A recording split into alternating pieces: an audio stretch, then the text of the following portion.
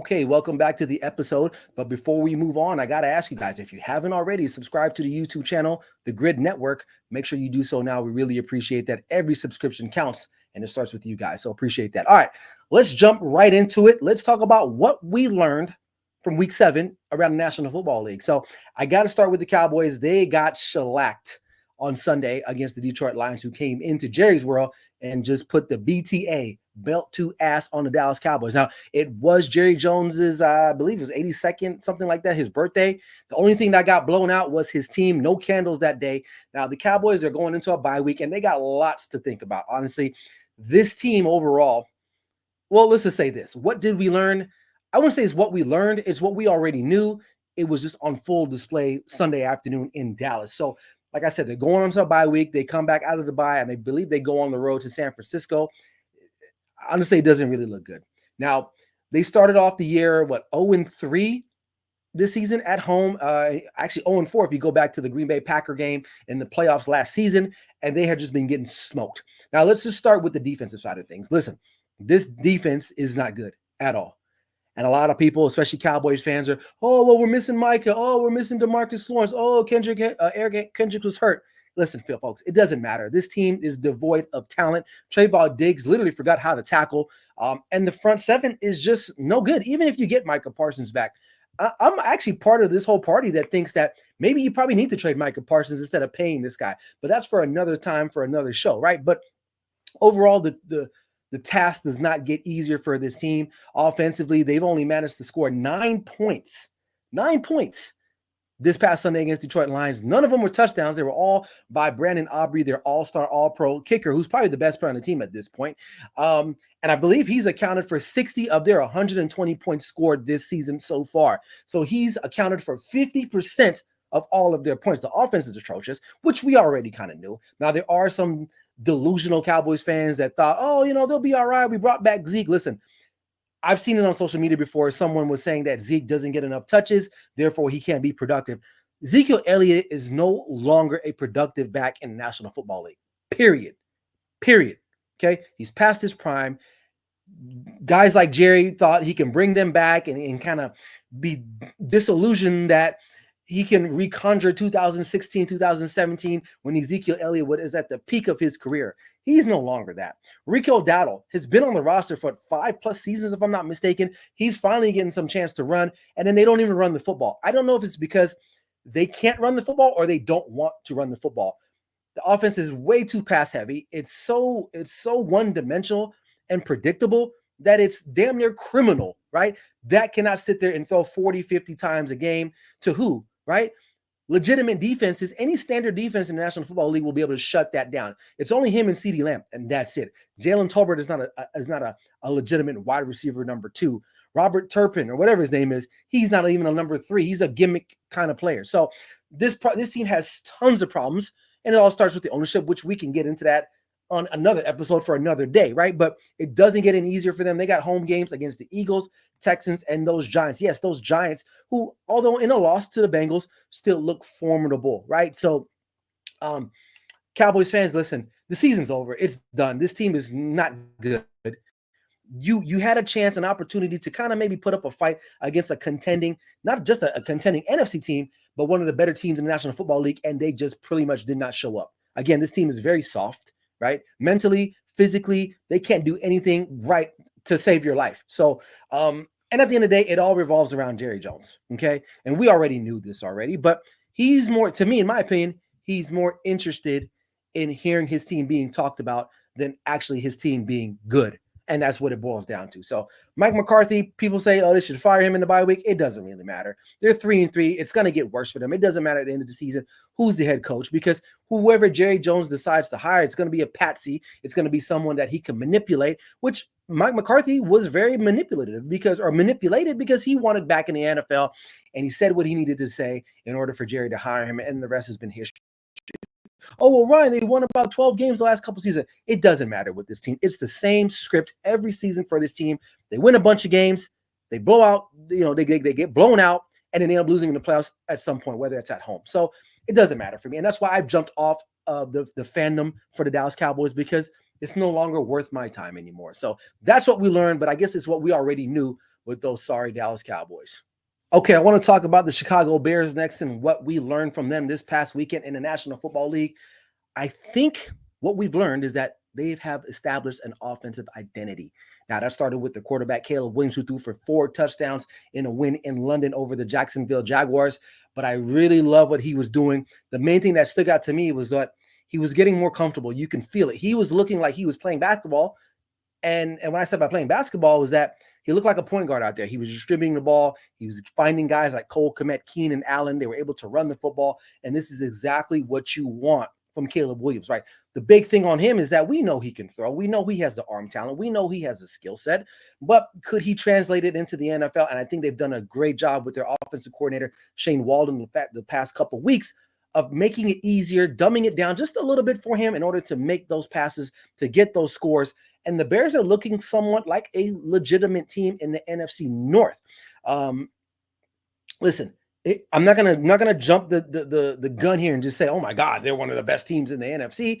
They're progressing, but what I did learn from them is that they're showing growth, and not only that, their young quarterback is showing some growth. Now, I think Caleb Williams still has a ways to go if he wants to be considered one of the Rookie of the Year candidates. Obviously, he will get some nods, right? I get it. In the last couple of weeks, I know we know how society is what have you done for them lately, and he's looked pretty decently the last couple of weeks. So if they can do that moving forward, then he can easily get back in the race with Jaden Downs. Because right now, to me, Jaden Downs, even in a loss, he's still a bit ahead of Caleb Williams at this point. So another thing, what I saw is that him and DJ Moore are starting to develop a strong connection. And that's something that you definitely need with your young quarterback and your star stud wide receiver in DJ Moore. So listen, the Bears, to me, I've liked the Bears. Don't get me wrong. Like, the problem has been the offense. The defense has been really good for the most part. You know, your head coach is a defensive guy, right? So he goes and gets a coordinator like Shane Waldron to kind of help out with the offense. So if the offense could somehow be more consistent and catch up to the defense, because the defense,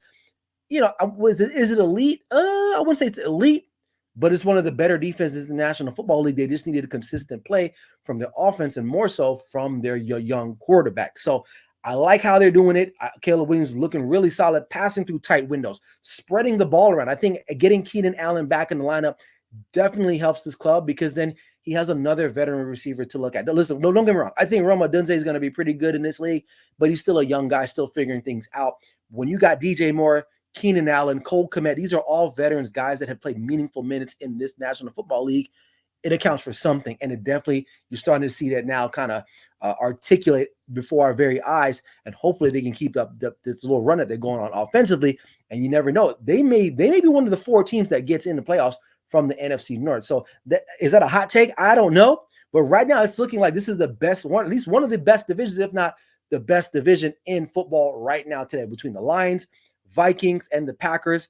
And don't look now, maybe the Bears are on the come up, so we'll have to wait and see.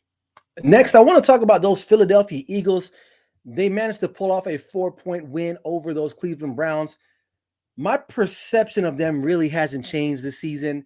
Listen, I thought, honestly, they got the win. A win is a win is a win in National Football League. I get it. But to come off a bye week and still struggle offensively is a little concerning if you are an Eagles fan, right? Their only saving grace was A.J. Brown late in that game. If he doesn't make that miraculous catch and gets things going, maybe the Browns win that game. And listen, it's the Browns that you're playing. Deshaun Watson is horrible this season. The Browns offense is horrible this season. But the Eagles offense is right in line with them. Do you know that the Eagles right now are one of the only remaining teams to not have scored any points in the first quarter? Like that's crazy. You've played what, 5 games now, and you haven't scored any points in the first quarter. I believe that's the stat that I read. That's a little negligent, right? Defense, not all excited about the defense in itself. It's a bend don't type of break situation with them, but offensively, they got to get things going. You look at their roster, you would assume that they would be better. A.J. Brown, Devontae Smith. I know they're both coming off injuries. I know Brown had the hamstring. Devontae had the concussion. Jalen Hurts, it looks like he's regressed the last couple seasons, right? Ever since almost winning that Super Bowl, being in the MVP talks, he just hasn't looked the same. Now, again, it all points back to the offensive coaches that he had in Shane Steichen, who's no longer there anymore. He's now in Indianapolis, right? They bring in Kellen Moore. The offense still sucks. So again, coming off of a bye, I would have thought they would have been way more prepared, especially offensively, because you should be. You had an extra week to prepare for a team that's not really that good in the first place. So a lot of people say they got lucky to beat the Browns. I don't want to say luck. Overall, they still were the better team, but I don't think the Eagles are any better than what they were first week of the season. I mean, honestly, I think, and some people may say, "Oh, well, you're hating." The only bright spot for me with them is Saquon Barkley. Like, and you got to give him the ball. You got to feed this guy the ball. He's been probably the only bright spot on this football club. Literally.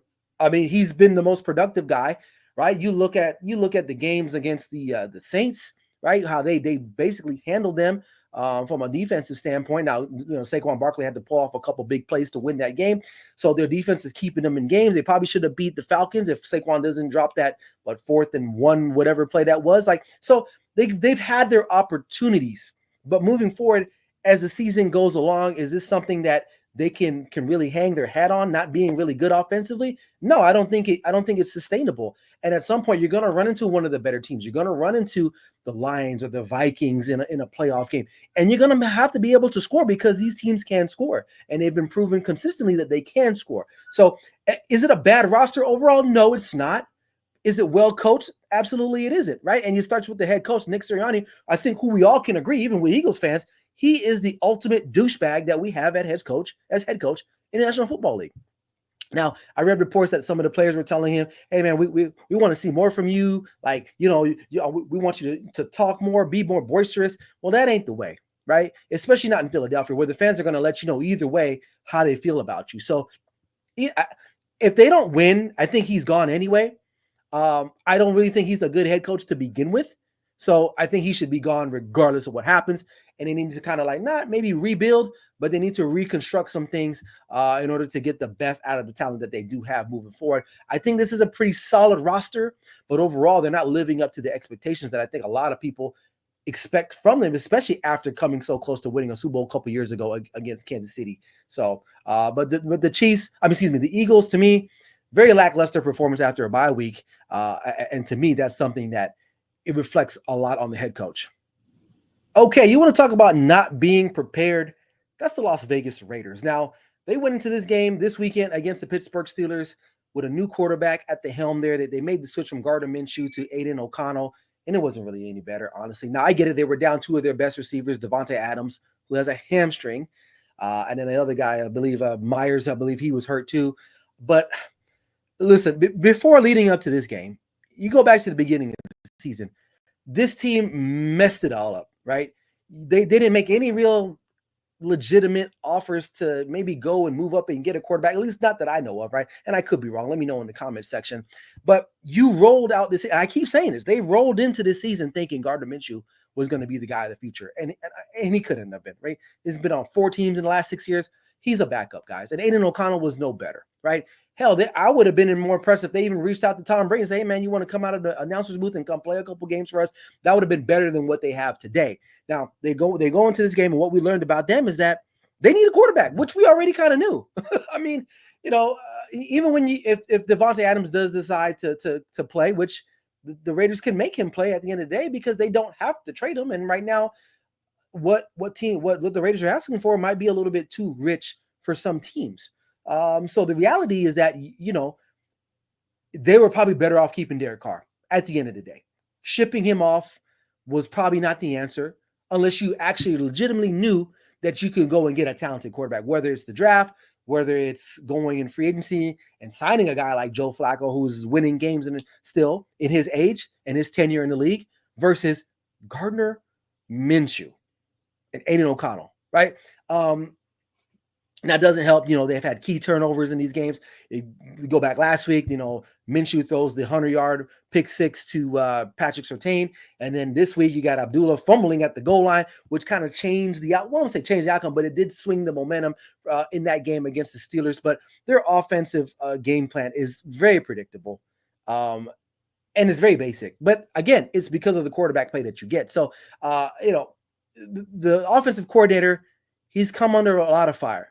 But at the end of the day, who puts them in power? It's the head coach, it's the GM, it's the ownership. They did not do a good enough job to construct this team.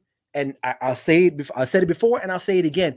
Antonio Pierce is not a legitimate National Football League head coach. And I'm not trying to be mean. I don't know the guy personally. He may be a really good guy, but you pumping out your chest and saying Raiders doesn't make you a qualified head coach in the National Football League. It feels like every time I turn my head and I'm watching the Raiders, I see him in a press conference. It's like, yeah, I'm Antonio Pierce.